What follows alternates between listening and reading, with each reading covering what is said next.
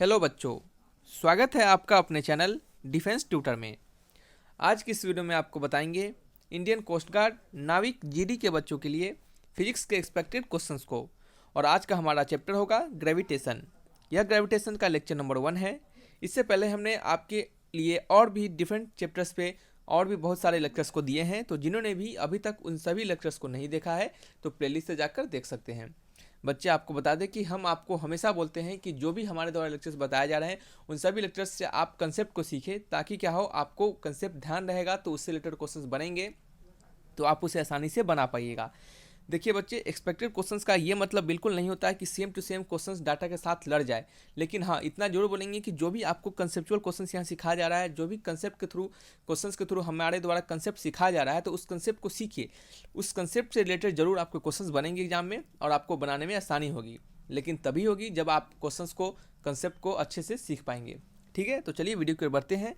और वीडियो में बढ़ने से पहले आपसे रिक्वेस्ट करेंगे कि प्लीज़ बच्चे वीडियो को लाइक कीजिए, दोस्तों में शेयर कीजिए और चैनल को भी सब्सक्राइब कीजिए। आपकी सपोर्ट की ज़रूरत है, तो आप हमें सपोर्ट करते रहें ताकि हम आपके लिए और बेहतर से बेहतर काम कर सकें।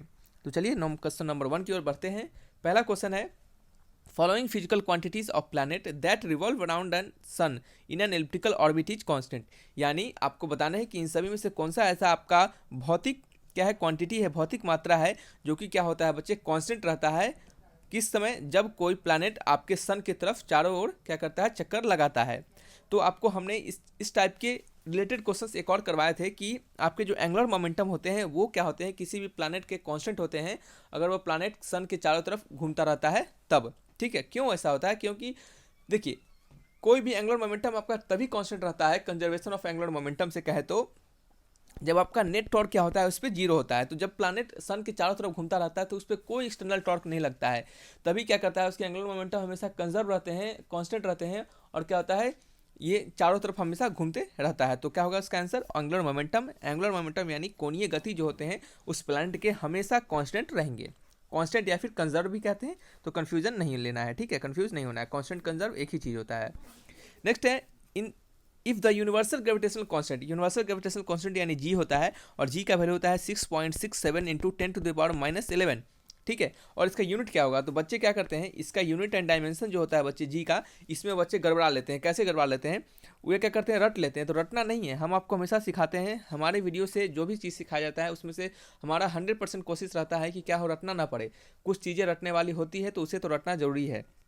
जैसे आपको जी का कांस्टेंट की बात करें, जी की यूनिट की बात करें, तो देखिए जी का वैल्यू क्या होता है। फर्स्ट ऑफ ऑल जाने कि जी का वैल्यू क्या होता है। तो जी का वैल्यू होता है, देखिए आपने सीखा होगा, पढ़ा होगा, जब ग्रेविटेशन पढ़ते होंगे तो उस समय आपने सीखा होगा कि जी m1m2/r², ग्रेविटेशनल फोर्स का ये क्या होता है, वैल्यू होता है। तो जी का यूनिट निकालना है तो जी को क्या लिख सकते हैं, हम जी को लिख सकते हैं F×r²/m1×m2। ठीक है, तो एफ का वैल्यू क्या होता है, एफ का यूनिट क्या होता है, सॉरी, एफ का यूनिट होता है न्यूटन, और आर का यूनिट होता है मीटर। तो मीटर का स्क्वायर कर देंगे अपॉन के जी का स्क्वायर कर देंगे। तो जी का यूनिट क्या हो जाएगा, न्यूटन मीटर स्क्वायर अपॉन के जी स्क्वायर। ठीक है, newton metre square, sorry marker नहीं चल रहा है, न्यूटन मीटर स्क्वायर अपॉन के जी का स्क्वायर। तो इस तरीके से क्या करते हैं, हम जी के यूनिट को लिखते हैं, और कैसे लिखते हैं वहाँ से निकाल लिए हमने। ठीक है, बस इसी तरह आपको लिख देना है। अब यहीं पे आपको इसका डायमेंशन भी पूछ देता है, तो क्या करते हैं आप, देखिए हमने यूनिट एंड डायमेंशंस के भी लेक्चर दिए हैं, नो डाउट हमने यूनिट एंड डायमेंशंस के लेक्चर दिए हैं आपको, लेकिन वहाँ से हमने सभी टाइप के यूनिट को नहीं बता पाया है, लेकिन जो आपके इंपॉर्टेंट यूनिट थे उनको कोशिश किया है आपको सिखाने का। और हमने आपको कहा है कि जो भी आपको फार्मूला याद करते हैं उन सभी फार्मूला को आप याद रखें, उस फार्मूला के ही आप यूनिट से उसके डायमेंशंस को डिराइव कर पाइएगा। तो इसके डायमेंशंस की बात कर दे अगर हम थोड़ी देर के लिए, तो न्यूटन का यानी फोर्स का डायमेंशन होता है ml/t-2, और मीटर का है L² अपॉन क्या है, नीचे m का स्क्वायर। ठीक है, मास है तो m का स्क्वायर हो जाता है। तो यहाँ से अगर हम लिखेंगे इसके डायमेंशंस को, तो ये हो जाएगा आपका m, क्या होगा, m से m कट जाएगा, एक m से एक m तक कट जाएगा, तो यहाँ क्या हो जाएगा आपका m पे पावर -1, और क्या होगा L पे पावर 3 और T पे पावर -2। तो G का यूनिट डायमेंशन क्या होगा, m पे पावर -1, L पे पावर 3, T पे पावर -2। तो ये आपके डायमेंशन हो गया और ये आपका यूनिट हो गया, समझ रहे हैं। तो यहाँ पे कहा जा रहा है कि क्वेश्चंस में कि अगर आपका यूनिवर्सल ग्रेविटेशनल कांस्टेंट अगर डिक्रीज हो जाए, ठीक है, समय के साथ क्या हो, डिक्रीज हो जाए, तो then a satellite in orbit will still remain सिस। तो जो आपके सैटेलाइट होंगे ऑर्बिट में वो अपना क्या मेंटेन करके रखेंगे। तो यहाँ पे भी आपको वो जो होंगे बच्चे, वो सैटेलाइट अपना एंगुलर मोमेंटम को हमेशा मेंटेन करके रखेंगे। याद रखिए, एंगुलर मोमेंटम जी का वैल्यू घटता बढ़ता है, घट भी जाता है समय के साथ, तो आपका उस सैटेलाइट का उस ऑर्बिट में आपका एंगुलर मोमेंटम हमेशा कंजर्व रहेगा, क्योंकि उसके जो एक्सिस से दूरी होगी वो तो हमेशा सेम ही होगी, ठीक है, वो हमेशा सेम होगी, इसके कारण उसका एंगुलर मोमेंटम हमेशा आपका कंजर्व रहेगा, ठीक है। चलिए नेक्स्ट क्वेश्चन की ओर बढ़ जाते हैं। ये एक बढ़िया क्वेश्चन है, कंसेप्चुअल क्वेश्चन है। इस कंसेप्ट से आपको एक पार्टिकुलर फार्मूला भी सिखाया जाएगा और उस फार्मूला का यूज करने का तरीका भी सिखाया जाएगा, ठीक है। तो चलिए क्वेश्चन की ओर बढ़ते हैं। क्वेश्चन है, two satellite of mass m1 and m2, दो सैटेलाइट है जिनके मास m1 एंड m2 दिए गए हैं, और सिमिलर यहाँ पे कहा जा रहा है कि m1 का जो वैल्यू है वो ग्रेटर है m2 से, are revolving around earth in circular orbit of radius r1 and r2, और क्या हो रहा है, अर्थ के क्या कर रहे हैं, सर्कुलर ऑर्बिट पे घूम रहे हैं, कितने रेडियस से, r1 r2 रेडियस से, यानी जिस ऑर्बिट पे घूम रहे हैं उस ऑर्बिट का रेडियस r1 है और r2 है, और जहाँ पे कहा जा रहा है कि जैसे m1 कहा जा रहा है ग्रेटर देन m2 एंड यहाँ पे r1 कहा जा रहा है ग्रेटर देन r2 से, ठीक है, रेस्पेक्टिवली। तो which of these following statement are true regarding their velocity, तो इनके वेलोसिटी के बारे में बताना है कि इनका वेलोसिटी किसका ज़्यादा होगा, किसका कम होगा, या फिर दोनों का इक्वल होगा, या फिर हम कुछ कह ही नहीं सकते, नन ऑफ दीज, यही ना। तो देखिए फिर से पढ़ेंगे क्वेश्चन को, एक बार फिर से समझाएंगे, तब इसके सॉल्यूशंस की ओर बढ़ेंगे। Two satellite of mass m1 and m2 are revolving around earth in circular orbit of radius r1 and r2, दो आपके सैटेलाइट है जिसके मास m1 एंड m2 दिए गए हैं, m1 का वैल्यू ग्रेटर है m2 से, और क्या कर रहे हैं वो आपके अर्थ के क्या कर रहे हैं, चारों ओर रिवॉल्व कर रहे हैं किसी सर्कुलर ऑर्बिट पे, जिस ऑर्बिट का वैल्यू है, सॉरी उस ऑर्बिट का रेडियस है r1 एंड r2। m1 जो है वो r1 के रेडियस पे घूम रहा है, m2 जो है वो r2 के रेडियस पे घूम जा रहा है, ठीक है, रिस्पेक्टिवली कहने का मतलब यही होता है क्रमशः, ठीक है। तो क्या है यहाँ पे नेक्स्ट कहा जा रहा है कि r1 का वैल्यू ग्रेटर देन r2 है, हमने लिख लिया। तो आपको वेलोसिटी में रिलेशन बताना है कि इन दोनों के वेलोसिटी कैसे होंगे, क्या होंगे, ग्रेटर होंगे, v1 ग्रेटर होगा v2 से, v1 v2 ग्रेटर होगा v1 से, v1 इक्वल होगा v2 के, या फिर इनमें से कुछ नहीं, ठीक है। तो चलिए कैसे बनाएंगे, तो यहाँ पे एक फंडा लगता है, एक फार्मूला लगता है जो कि होता है बच्चे ऑर्बिटल स्पीड का, ऑर्बिटल वेलोसिटी का। तो ऑर्बिटल ORBITAL, ठीक है, ऑर्बिटल स्पीड और ऑर्बिटल वेलोसिटी जो होता है बच्चे, उसका फार्मूला होता है √g_me/r, √g_me/r, जहाँ पे जो me होता है वो मास ऑफ अर्थ होता है। तो याद रखिए एक और क्वेश्चन यहाँ से बनाया जा सकता है कि अगर यही ऑर्बिट का बच्चे अगर मास क्वेश्चन में पूछ देता कि उसका मास ग्रेटर देन m1 है, m2 है, या फिर m2 ग्रेटर देन m1 है, तो बताइए क्या हमारा ऑर्बिटल वेलोसिटी जो होगा वो सैटेलाइट के मास पर डिपेंड करेगा। तो आप लिखिएगा नो, डिपेंड नहीं करेगा। क्यों? क्योंकि आपके ऑर्बिटल वेलोसिटी में मास ऑफ सैटेलाइट का कहीं जिक्र होता ही नहीं है, ठीक है। क्या करें, क्या बोले हमने बच्चा अभी तुरंत क्या बोला कि आपके जो सैटेलाइट के मास m1 m2 दिए गए हो, तो वहाँ से पूछे जाए कि किसका मास किसी कहा जाए क्वेश्चन में कि किसी का एक सैटेलाइट का मास ज़्यादा है कम है इस टाइप से, तो कहा जाएगा क्या हमारा जो सैटेलाइट होगा वो उसके ऑर्बिटल वेलोसिटी मास पे डिपेंड करते हैं। तो आप लिखिएगा नो डिपेंड, यानी डिपेंड नहीं करते हैं, क्योंकि इनके फॉर्मूला में देख रहे हैं मास का कोई जिक्र ही नहीं है, ठीक है। तो देखिए यहाँ पे क्वेश्चन में आपको v1 v2 के बीच रिलेशन निकालने हैं। तो यहाँ हमें दिख रहा है कि जी एक कांस्टेंट वैल्यू है, मास ऑफ अर्थ एक कांस्टेंट वैल्यू है, तो v ऑर्बिटल जो है इन्वर्सली प्रोपोर्शनल है किसके, √r के, v इन्वर्सली प्रोपोर्शनल है √r के, ठीक है। तो चलिए ये तो हो गया, तो इस सभी को मिटा देते हैं और यहाँ पे हम इस अपने वैल्यू को लिख लेते हैं कि v नॉट क्या है, इन्वर्सली प्रोपोर्शनल होता है √r के। तो हमारे क्वेश्चन के अनुसार r1 ग्रेटर देन r2 है, तो जैसे r का वैल्यू अगर बढ़ता है तो क्या होगा, हमारा r का वैल्यू बढ़ेगा तो v नॉट का वैल्यू क्या होगा, घटेगा, क्योंकि इन्वर्सली प्रोपोर्शनल में रिलेशन में यही होता है, एक वैल्यू घटता है तो दूसरा वैल्यू क्या होता है, बढ़ जाता है। तो नीचे का क्वांटिटी क्या है, ये आपका r का वैल्यू जैसे ही बढ़ जाता है तो आपका क्या होगा, v नॉट का वैल्यू घट जाएगा, ठीक है। जैसे हमने सिखाया था कि a/b में कि b का वैल्यू बढ़ता है तो होल क्वांटिटी क्या हो जाता है, घट जाता है, ठीक है। तो इसी तरह यहाँ पे इन्वर्सली प्रोपोर्शनल के रिलेशन में यही होता है कि नीचे का वैल्यू बढ़ेगा तो होल क्वांटिटी क्या हो जाएगा, घट जाएगा। तो r1 का वैल्यू क्या है, ग्रेटर देन r2 से है, तो क्या होगा आपका v2 का वैल्यू क्या होगा, ग्रेटर देन v1 से होगा। क्या होगा, जस्ट इन्वर्सली रिलेशन है तो क्या होगा, इसका क्या हो जाएगा बच्चे, पलट जाएगा, इधर का साइन इधर चला जाएगा, ठीक है। तो इस तरीके से आप समझिए, तो इसका क्या होगा आंसर, v2 क्या है, ग्रेटर देन हमारा v1 है, यानी option number 2 is the right answer. तो देख रहे हैं कितने आसानी से हमने आपको सिखाया है, और इससे रिलेटेड एक और क्वेश्चन भी सिखाया है कि हमारा सैटेलाइट का जो ऑर्बिटल वेलोसिटी होता है वो सैटेलाइट के मास पे डिपेंड नहीं करता है। तो नेक्स्ट क्वेश्चन की ओर बढ़ते हैं।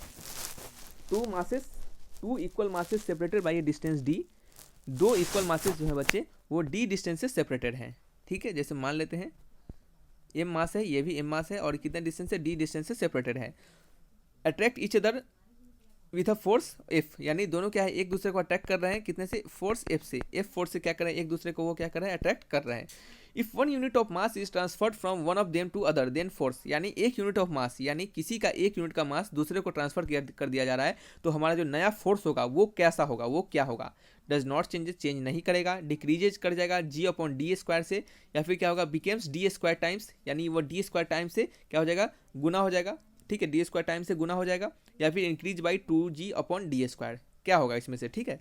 तो देखिए हमारा पहला केस है, केस फर्स्ट है, और यहाँ पे क्या है नेक्स्ट हमारा केस सेकेंड बनेगा। उसमें क्या होगा कि एक यूनिट का मास दूसरे के पास चला जा रहा है, तो जो हमारा सिस्टम होगा वो फोर्स तो अभी भी एफ नहीं लगेगा, सॉरी एफ कह रहे हैं, तो अट्रैक्शन फोर्स लगेगा, और क्या होगा एफ डैश हो जाएगा, इस कंडीशन में हमारा क्या हो जाएगा एफ डैश फोर्स हो जाएगा, ये इसके लिए हो जाएगा मास m+1, और इसके लिए क्या हो जाएगा m-1, यानी मान लेते हैं कि यही वाला मास इसको एक यूनिट दे दिया होगा, तो एक का m-1 और दूसरे का m+1। तो पहले वाले केसेस में, केस फर्स्ट में बच्चे, केस फर्स्ट में हमारा फोर्स का वैल्यू क्या है, फोर्स का वैल्यू है g m r का स्क्वायर, ठीक है। केस टू में हमारा जो फोर्स एफ डैश का वैल्यू क्या होगा, g एक का हो जाएगा m+1 और दूसरे क्या हो जाएगा m-1 अपॉन क्या होगा बच्चे, ये r का स्क्वायर, r डिस्टेंस तो दोनों के लिए अभी भी सेम ही डिस्टेंस पे सेपरेटेड है।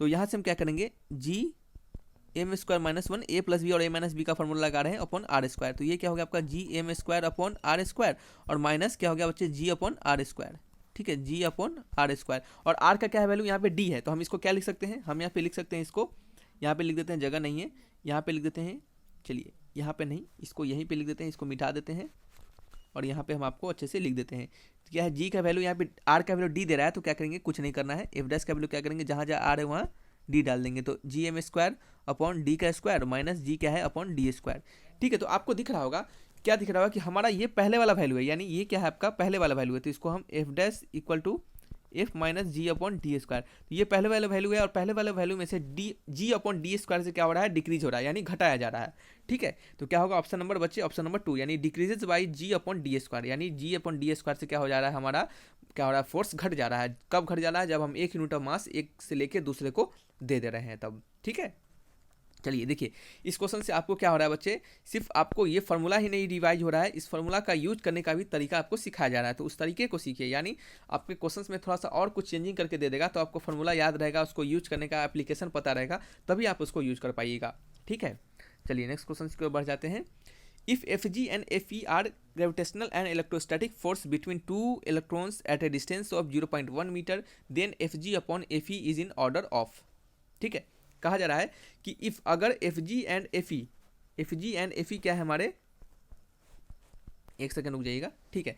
If Fg and Fe are gravitational electrostatic force, Fg क्या है हमारा ग्रेविटेशनल है, और Fe क्या है हमारा आपका इलेक्ट्रोस्टैटिक फोर्स है, बिटवीन टू इलेक्ट्रॉन्स, दो इलेक्ट्रॉन्स के बीच का, at a distance of 0.1 metre, 0.1 metre के बीच दोनों का हमेशा दूरी है, तो आपको Fg अपॉन Fe का ऑर्डर बताना है। ऑर्डर कहने का मतलब जो 10 टू द पावर वाला वैल्यू होगा उसको आपको बताना है, उसके पहले कुछ भी वैल्यू होगा, और इसके साथ इसके साथ 10 टू द पावर वाला कुछ भी वैल्यू होगा, तो आपको सिर्फ इसको बताना है, इसी को ऑर्डर कहते हैं, ठीक है, कुछ नया चीज़ नहीं है, ऑर्डर उसी को कहते हैं।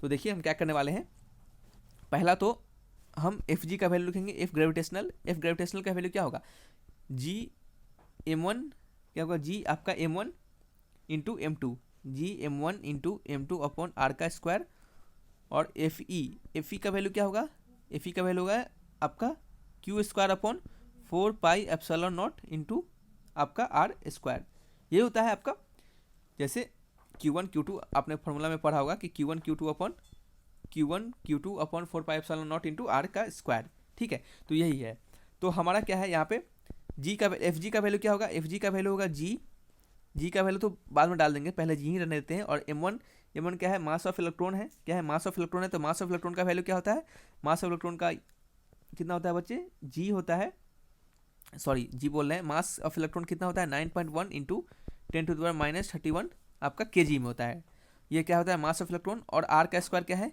आर का स्क्वायर ही रहने देते हैं, ठीक है, क्योंकि ये तो बाद में कट जाएगा जब Fg अपॉन Fe करेंगे तो। और Q1 Q2 यानी आपका इलेक्ट्रॉन का चार्ज कितना होता है 1.6 into 10 to power minus 19 coulomb होता है, और इसका स्क्वायर कर देंगे, क्योंकि Q1 Q2 क्या है, Q1 बराबर आपका Q2 के है, ठीक है, दोनों तो इलेक्ट्रॉन ही होगा, दो इलेक्ट्रॉन्स के बीच में ही कहा जा रहा है, बिटवीन टू इलेक्ट्रॉन्स, देखिए तो क्या आपका ये हो गया, नीचे 4πε0 है, तो 4πε0 4πε0 यहाँ रहने देते हैं, फिर बाद में इसका वैल्यू डालेंगे। कैसे? देखिए आपको याद होगा ग्रेविटेशनल, आपने जब इलेक्ट्रोस्टैटिक पढ़ा होगा तो 1/4πε0 का वैल्यू होता है 9 × 10⁹ होता है। क्या होता है? 9 × 10⁹ होता है, ठीक है। तो इसी वैल्यू का बाद में हम यहाँ पे यूज कर लेंगे, ठीक है। चलिए इसको मिटा देते हैं। अब क्या करेंगे हम? अब क्या करेंगे? FG/FE करेंगे, ठीक है। तो FG/FE, तो FG/FE का वैल्यू क्या होगा? जी का वैल्यू होता है, क्या पूछा जा रहा है? FG/FE, तो जी का वैल्यू होता है 6.67 × 10⁻11 होता है। और क्या होता है? इंटू में ये आपका 9.1 × 10⁻31 हो गया का, इसका क्या हो गया? स्क्वायर हो गया। क्या हो गया? इसका स्क्वायर हो गया। और नीचे क्या होगा आपका? नीचे हो जाएगा आपका, एक सेकेंड रुक जाइए, क्या पूछा जा रहा है? FG/FE पूछा जा रहा है। थोड़ा देर रुक जाइए, लगता है क्वेश्चन में कुछ प्रॉब्लम हो गया है, ठीक है। तो देखिए बच्चे, क्वेश्चन में थोड़ा सुधार है। क्वेश्चन में यही सुधार है कि यहाँ पे FG/FE ना करके क्या कीजिए, आप इसको FE/FG कर दीजिए। देखिए आप FG/FE कीजिए या फिर FE/FG कीजिए, आंसर थोड़ा चेंज होगा, ऑर्डर चेंज होगा, प्लस माइनस का चेंजिंग आ जाएगा, ठीक है। तो हम अगर जैसे मान लीजिए ये हमारा अगर FG/FE का वैल्यू अगर आपका 10⁻31 आता, तो FE/FG का वैल्यू क्या होता है? 10⁻31 हो जाता है, बस इतना ही का चेंजिंग होता। तो क्वेश्चन जैसा कहा है आप उसको ऐसा कीजिएगा। लेकिन यहाँ पे क्या करेंगे? यहाँ पे अगर हम FG/FE निकालेंगे तो आंसर हमारा मैच नहीं करेगा, ठीक है। तो FE/FG कर देते हैं। और यहाँ क्या होगा? FE का वैल्यू यहाँ से डालेंगे, ये हो जाएगा आपका 1.6 × 10⁻−19 और इंटू क्या होगा बच्चे आपका? ये आपका 1/4πε0 का 9 × 10⁹ 9 × 10⁹, ये आपको तुरंत अभी हमने बताया था। इसका वैल्यू डालेंगे और नीचे क्या करेंगे? हम FE का वैल्यू डालेंगे। तो FE का वैल्यू क्या होगा? सॉरी, FG का वैल्यू क्या होगा? FG का वैल्यू होगा 6.67 × 10⁻11 इंटू आपका 9.1 × 10⁻31 इसका स्क्वायरिंग, ठीक है। इसका स्क्वायर, ये क्या है? स्क्वायर है, क्योंकि M1 M2 है, दो बार डाल रहे हैं मास को हम। तो ये हो गया हमारा, ठीक है। बस इसको क्या करना है? अब देखिए नीचे यहाँ भी R² था, यहाँ भी R² था, ये R² से ये R² कट जाता है। तो ये आपका हो गया। और इसको क्या करते हैं? अब इरेज कर देते हैं, इसका आप कोई काम नहीं है, ठीक है। इसको इरेज कर देते हैं और यहाँ पे आपको फिर से लिख के दिखाते हैं। तो FE/FG का जो वैल्यू हो गया वो क्या हो गया? आपको बस अब कैलकुलेशन करना है, कैलकुलेट कर देना है, कुछ नहीं करना है। देखिए 1.6 इंटू इसका स्क्वायर हो गया, इंटू क्या हो गया? 9, और ये क्या हो गया? इंटू में अब पावर को क्या करेंगे? हम अलग करते चलेंगे। तो 10⁻−19 इंटू 2 क्या होगा? -38। देखिए 9 × 2 कितना होता है? 9 × 2 38 होता है। तो 10⁻38 और ये क्या हो गया आपका? 10⁻9 हो गया। सिमिलरली नीचे क्या करेंगे? हम आपको 6.67 कर देंगे, इंटू क्या करेंगे? आपका 9.1 का होल स्क्वायर, और इंटू में क्या करेंगे? आपका ये आपका 10⁻ क्या हो गया? 10⁻11 हो गया, -11, और इंटू क्या हो गया आपका? 10⁻11 के साथ साथ क्या हो गया? 10⁻31। तो ये क्या हो गया आपका? 3 × 6 यानी 10⁻62। क्या हो गया? 10⁻62। तो इस तरीके से हो गया। तो आप क्या कीजिए, जब इसको करेंगे, अब बस इसको कैलकुलेट करेंगे, तो जब आप इसको कैलकुलेट कीजिए, जब इसको आप कैलकुलेट कीजिएगा तो क्या होगा? आपका वैल्यू आएगा 0.4, क्या होगा? 0.0417, और इसको जब कैलकुलेट कीजिएगा तो ये वैल्यू आपका 10⁻ आपका 44 आएगा, ठीक है। तो आप क्या कीजिए? ऊपर नीचे जब आप 10 से क्या कीजिएगा? जैसे इस 10 से नीचे डिवाइड कर दीजिए। 10 से जब हम नीचे डिवाइड करेंगे, चाहे उससे भी नहीं कीजिए, आप क्या कीजिए? इसको 0.417 लिखिए, और ये क्या हो गया? आपका 10⁻43 हो जाएगा। तो देखिए आपको क्या करना है एग्जामिनेशन में, यहाँ पे आपको एक चीज़ बताएंगे कि एग्जामिनेशन में इतना कैलकुलेशन जो है, इस कैलकुलेशन को आप नहीं भी कीजिएगा तभी कोई आपको फर्क ज़्यादा नहीं पड़ेगा, ठीक है। इस कैलकुलेशन को आप नहीं भी कीजिएगा तभी आपको फर्क नहीं पड़ेगा। कैसे नहीं फर्क पड़ेगा? क्योंकि यहाँ पे आपको ऑर्डर पूछा जा रहा है। तो ऑर्डर के लिए आप याद रखिए बच्चे, ऑर्डर के लिए हमेशा आप इसको देखते हैं, 10⁻ पावर वाले को वैल्यू को देखते हैं। तो जैसे मान लेते हैं कि यहाँ पे अगर हम इसको नहीं किए रहते इस तरह से, तो हमारा 10⁻44 आता। तो हम चेक करते हैं कि 10⁻44 के आसपास 43, 42 या फिर 45 के आसपास कौन सा वैल्यू है। तो क्या है हमारा? ये वैल्यू है नंबर, क्वेश्चन नंबर 1 का, सॉरी ऑप्शन नंबर 1 वैल्यू है, यानी 10⁻43 वाला वैल्यू है, ठीक है। तो हम क्या करेंगे? ये क्या है आपका? माइनस में है, तो इसको नहीं ध्यान देना है, ठीक है। ये क्या है आपका? माइनस में है, तो आपको प्लस में आ रहा है तो प्लस वाला दिखेगा। अब आपको एक्यूरेट वैल्यू चाहिए होगा, तब हम क्या करेंगे? इसको कैलकुलेट करेंगे और हमेशा जीरो के बाद कुछ पॉइंट में पावर लाएंगे, ठीक है। 0.0 समथिंग नहीं रखेंगे, जीरो के बाद पॉइंट में कुछ पावर लाएंगे, और उसके बाद जो हमारा 10⁻ पावर बचेगा, उसके बाद हमारा जो भी 10⁻ पावर बचेगा उसको हम क्या करेंगे? ऑर्डर में लिखेंगे। तो आपको अगर मान लेते हैं इतना कैलकुलेट आप नहीं भी किए, इतना कैलकुलेट अगर आप नहीं भी किए तो कोई दिक्कत नहीं है। बस आपको क्या करना है? सिंपली जो आपके 10 के पावर वाले वैल्यू है उसको देखना है, उसी को हम ऑर्डर कहते हैं। तो आपको उसी पर सिर्फ ध्यान देना है, ठीक है, क्या करना है, सिर्फ उसी पे ध्यान देना है। तो हमारा मान लीजिए यहाँ पे इसको करने के बाद 10⁻43 आ गया, तो देख रहे हैं एक का सिर्फ आगे पीछे हो रहा है। तो आपको ऑप्शन में कभी भी ऐसा ऑप्शन नहीं देगा 10⁻44 10⁻43 अगल बगल में नहीं देगा कि क्या होगा, इससे कंफ्यूज हो जाएगा। आपको बस समय बचाना होता है, तो ऐसा देगा कि बच्चा थोड़ा सा दिमाग भी लगाए, सिर्फ आपका रट के टाइप नहीं रहे, ठीक है। तो थोड़ा सा दिमाग भी लगाने के लिए वहाँ पे दे देगा। तो इस तरीके से क्वेश्चन को आपसे पूछेगा। तो चलिए, क्या था इसका आंसर, ऑप्शन नंबर 1।